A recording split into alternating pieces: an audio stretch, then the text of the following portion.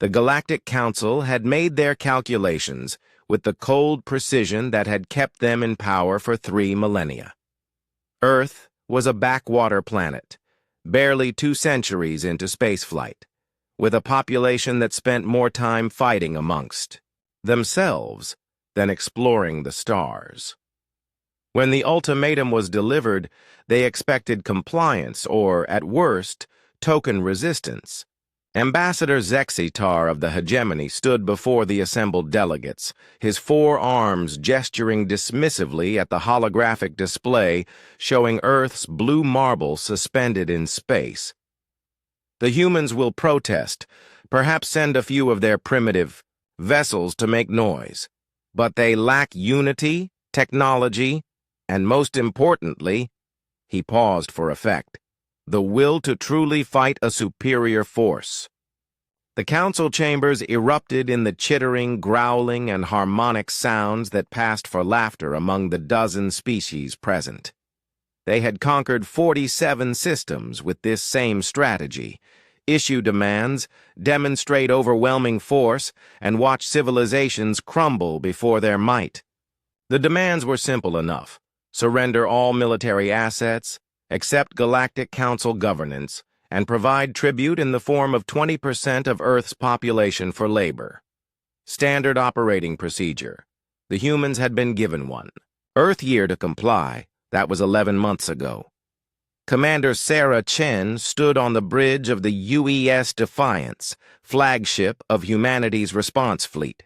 Around her, holographic displays showed the impossible sight that had just dropped out of faster-than-light travel at the edge of the Sol system. 12,000 warships arranged in perfect formation. "Status report," she commanded, her voice steady despite the magnitude of what they faced. "All vessels reporting ready, ma'am," replied her tactical officer, Lieutenant Rodriguez. "The Council fleet is holding position at the heliopause. They seem confused." Chen allowed herself a small smile.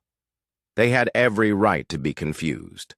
When Earth had gone silent 6 months ago, when their diplomatic channels had been cut and their borders sealed, the Galactic Council had assumed victory. They had come to collect their prize, expecting to find a broken world ready for processing. Instead, they found something that should have been impossible. The year of silence hadn't been surrender. It had been preparation. Admiral Zhao's face appeared on the communications array, broadcasting from the bridge of the Terra Invicta. Behind him, Chen could see the organized chaos of a command ship coordinating the largest military operation in human history. "All fleet commanders, this is Admiral Zhao. Today we answer a question that has plagued humanity since we first looked up at the stars. Are we alone?"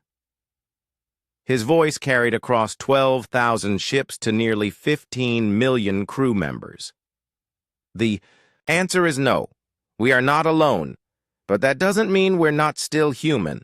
The Galactic Council fleet had spread across a vast area, their 1,000 dreadnoughts and support vessels confident in their technological superiority.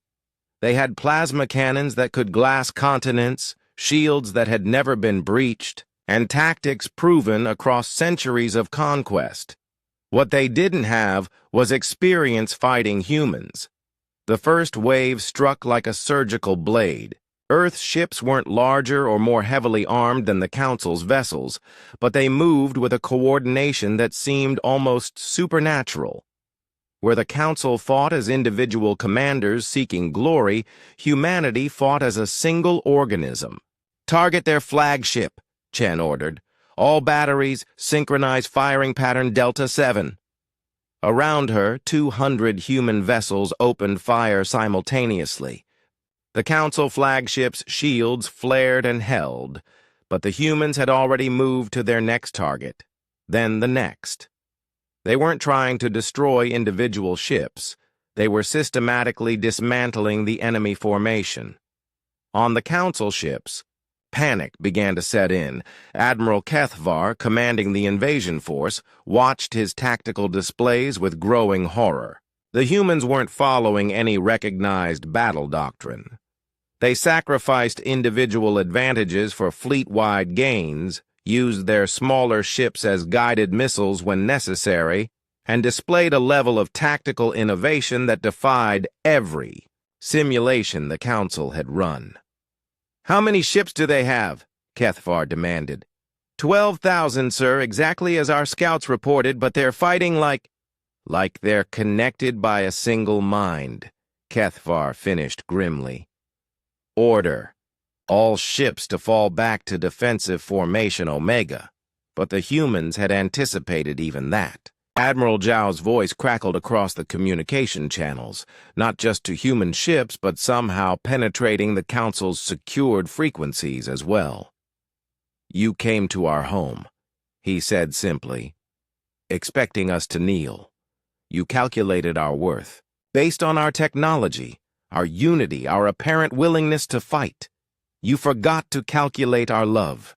The second wave of Earth's assault began, and with it came something the Council had never encountered: ships that fought not just for victory, but for every human life behind them.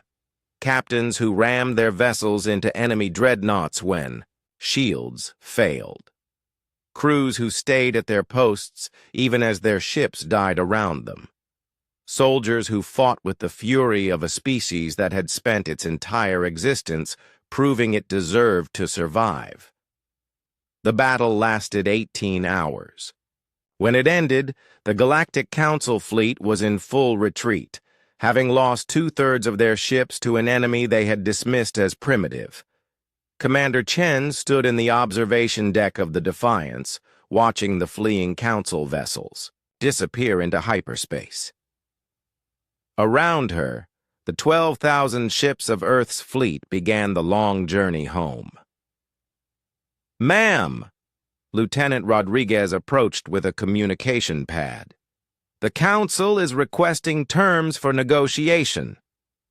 Chen took the pad and deleted the message without reading it. "Tell them Earth's terms are simple. Stay away from our system, stay away from our colonies, and remember that the species you thought would stay silent came with 12,000 warships. Next time, we'll bring more." The message that reached the Galactic Council 3 days later was brief and transmitted on every frequency simultaneously. "Humanity is no longer accepting applications for our surrender. Your move." And in the vast darkness between stars, 12,000 ships headed home, carrying with them the knowledge that sometimes the smallest voice, when backed by enough determination, could make the entire galaxy listen.